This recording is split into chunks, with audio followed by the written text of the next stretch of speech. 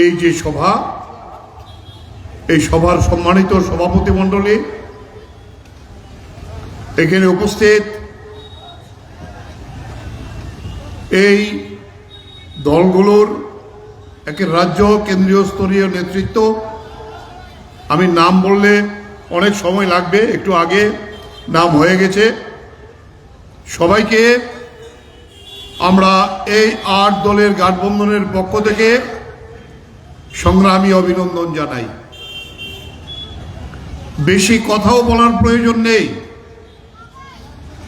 গোটা দেশে এই গরমের মধ্যে যে হাওয়া উঠেছে, দেশ থেকে এই 10 বছরের বিজেপি এবং মোদির শাসন, তার অবসরের জন্য মানুষ আজ তৈরি হয়ে দাঁড়িয়ে আছে। গতকালকে 102টি আসনের নির্বাচন হয়ে গেল। 2টি আসনের নির্বাচনে তামিলনাড়ুর 39টি আসন হয়ে গেছে। কালকে শুনছিলাম ডিএমকে নেতা তামিলনাড়ুর মুখ্যমন্ত্রী এমকে স্ট্যালিন বলেছেন একটি আসনও পাওয়ার কোনো সম্ভাবনা নেই। এরপর বড় রাজ্য উত্তরপ্রদেশ 8টিতে হয়েছে। সেখানে জোটের যে প্রধান নেতা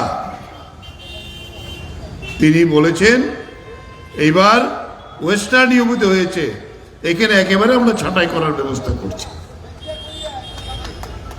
তারপরে হয়েছে বিহার, তেজস্বী যাদব বলেছে বিহারে আমরা সাইজ এমন করে ছোট করব বিজেপিকে আর দেখাই যাবে না। তাই আমরা বলবো যাত্রা শুভ হোক আমাদের। ত্রিপুরায় কালকে ভোট হয়েছে, মানুষ তৈরি ছিল। নির্বাচন কমিশনকে এই বিজেপি দল বগল দাবা করে যে প্রতিশ্রুতি দিয়েছিল ত্রিস্তরীয় নির্বাচনের সিকিউরিটির ব্যবস্থা থাকবে, কিন্তু দেখা গেল ভোটের দিন ভোটের ভেতরে আছে। আমিও তো গিয়ে ভোট দিয়েছি, বাইরে একজনও নাই।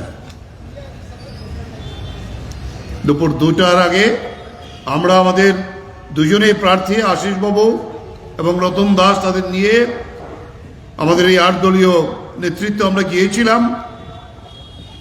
কথা বলেছে, কোথায় গেল আপনার? সে কথার জবাব দিতে পারেনি। সে নিজে স্বীকার করেছে, হ্যাঁ 80% বলে গেছেন নেই। কেন নেই, কেন থাকতে পারলো না, তার জবাব নেই। 2টোর পরে আর তেমন ভোট হয়নি। আগের দিন বিশেষ করে সংখ্যালঘু এলাকা, গরিব এলাকা, বিভিন্ন যে একেবারে দরিদ্রতম ব্যাপারগুলো, তফসিল এলাকায় যে আগের দিন রাত থেকে ভোট দিতে যাবেন না। বয়স্ক লোককে নিয়ে গেছে ভোট দিতে। উনি বলছেন আমি চোখে দেখি, এরা বলছে না তুমি চোখে দেখেন না। এবং আমরা বলবো চোখে যে দেখে না তাকে বলছে অন্ধ। আমরা তাদেরকে অন্ধ করে দিতে চাই। এই পূর্ব ত্রিপুরা গত প্রায় 15 দিন যাবৎ বিভিন্ন অনুষ্ঠানে আমরা রাজ্য নেতৃত্বের পক্ষ থেকে আসছে, আমিও আসছে, আমাদের সম্পাদক জিতেন চৌধুরী আসছে, আরো 4-5 জন আমরা ঘুরছি। বিশেষ করে যে হাওয়া উঠেছে, পশ্চিম ত্রিপুরা যা হয়েছে, আমি প্রথম যেটা আপনাদের বলবো, প্রত্যেকটা বুথে যুক্তভাবে এজেন্ট দিতে হবে। তার জন্য আমাদের সেই ব্যবস্থা নিতে হবে এবং প্রত্যেকটা দল যার যা শক্তি আছে নিয়ে এই বুথগুলিতে রক্ষা করার জন্য দায়িত্ব নিতে হবে। আগের দিন থেকে আমরা পুলিশের অফিসারদের বলবো কয়েকটা জায়গাতে তাদের ভূমিকা আমাদের সদর্থক মনে হয়নি। এই ধর্মনগরে কয়দিন আগে 7 থেকে 8টা সভা যুক্তভাবে আমরা করেছি। সভাগুলোর পরে 8 থেকে 10 জায়গায় সিপিআইএম দল এবং কংগ্রেস দলের যারা এই সভাগুলিতে অংশগ্রহণ করেছিল তাদের উপর আক্রমণ হয়েছে। ধর্মনগরটা কি কারো বাবার জমিদারি? তারাই করবে আর অন্যরা কেউ করতে পারবে না? এইখানকার এই কংগ্রেস অফিস রাজ্যের মধ্যে সবচেয়ে পুরনো অফিস। আমরা যখন ছাত্র আন্দোলন করি তখন থেকে এই অফিস, তার ওইদিকে উল্টা দিকে আমাদের এটা সিপিআইএম একটা অফিস বাড়ি ছিল। আমরা তখন এখানেই আমাদের মিটিং করতাম, একসাথে বসে গিয়ে নোয়াখালী স্টলে আমরা চা টিফিন খেয়েছি। সিঙ্গারা, বিখ্যাত সিঙ্গারা ছিল। এই সম্পর্ক এখন তারা বলার চেষ্টা করেন। মুখ্যমন্ত্রী এবং ওই পশ্চিম আসনের পশ্চিম আসনের যে প্রার্থী বলছে কংগ্রেস সিপিএম কি করে মিলব, কংগ্রেস সিপিএম কি করে মিলে। আমি এখানে বলতে চাই, কংগ্রেস সিপিআইএম, কংগ্রেস এবং কমিউনিস্টরা মিলার যে ইতিহাস, এটা ঐতিহাসিক ইতিহাস।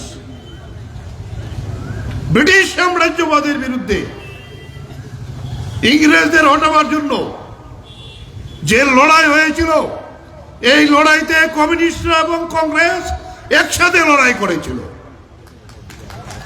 আর আরএসএস তখন তার নাম ছিল বিজেপির জনসংঘ, তারা ব্রিটিশের পক্ষে গদ্দারি করেছিল, দালালি করেছিল।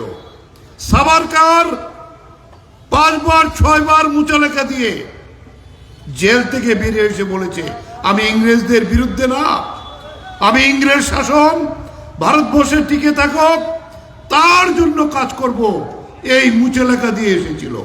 আজকে এরা দেশের জন্য পড়াই করে।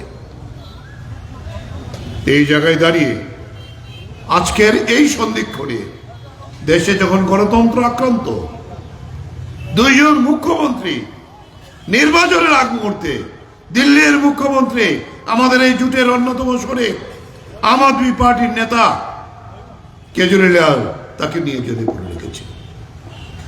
কি অভিযোগ এটা আজকেও প্রমাণিত হয়নি, কিন্তু জেলে পুড়িয়ে রেখেছে। ঝাড়খণ্ডের মুখ্যমন্ত্রী শিবু সোরেন, উনাকে জেলে পুরে রেখেছে। এই গণতন্ত্র রইল কোথায়? ভোটের প্রচার, জেলে তারা। সংবিধান শুধু আক্রান্ত না, এই আম্বেদকর যে সংবিধান রচনা করেছিল, দেশের সমস্ত নাগরিক, বিশেষ করে দলের সংখ্যালঘু, ধর্মীয় সংখ্যালঘু সমস্ত অংশ, তার যে অধিকার, উপজাতিদের অধিকার, তফসিলি জাতিদের যে অধিকার যেভাবে লিপিবদ্ধ হয়েছিল, শিক্ষার অধিকার, এই সমস্ত অধিকার আজকে পদদলিত করে মনোসংহতি নিয়ে সংবিধান নতুন করে লেখা হবে। এই কথা শুধু আমরা ইন্ডিয়া জোটের নেতৃত্ব বলছে না, বলছে বর্তমান যে তাদের অর্থমন্ত্রী সীতারামন, ওনার যে স্বামী পরকোলা প্রভাকর, তিনি একজন পৃথিবীতে নামকরা অর্থনীতিবিদ। তিনি বলেছেন যে এই সংবিধান থাকবে না, গণতন্ত্র থাকবে না, বিজেপি যদি আবার পুনরায় আসতে পারে। এই জায়গায় দাঁড়িয়ে এখানে অনেক নেতৃত্ব আছেন, আমি বেশি বলতে চাই না, শুধু এই আবেদন আপনাদের করব,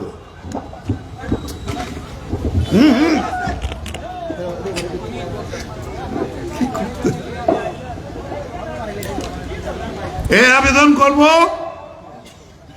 রাজন্য রিয়াং উত্তর ত্রিপুরার ঘরের ছেলে, এই প্রথম আমাদের পার্টি উত্তর ত্রিপুরা থেকে এই জোটের নেতা, আমাদের কমিউনিস্ট পার্টি মার্ক্সবাদীর রাজ্য সম্পাদক বোর্ডের সদস্য। তিনবারের বিধায়ক, এডিসি সদস্য ছিলেন।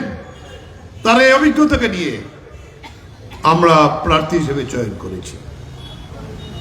তাই আমরা জোটবদ্ধভাবে সমস্ত শক্তিকে দিয়ে রাজেন্দ্র রিয়াংকে বিপুল ভোটে জয়লাভ করাবার জন্য আপনারা দায়িত্ব নেবেন। এই অল্প কথায় কয়েকটি কথা বলে আমি আমার কথা এখানে শেষ করছি। ইনকিলাব জিন্দাবাদ, ইন্ডিয়া জোট জিন্দাবাদ।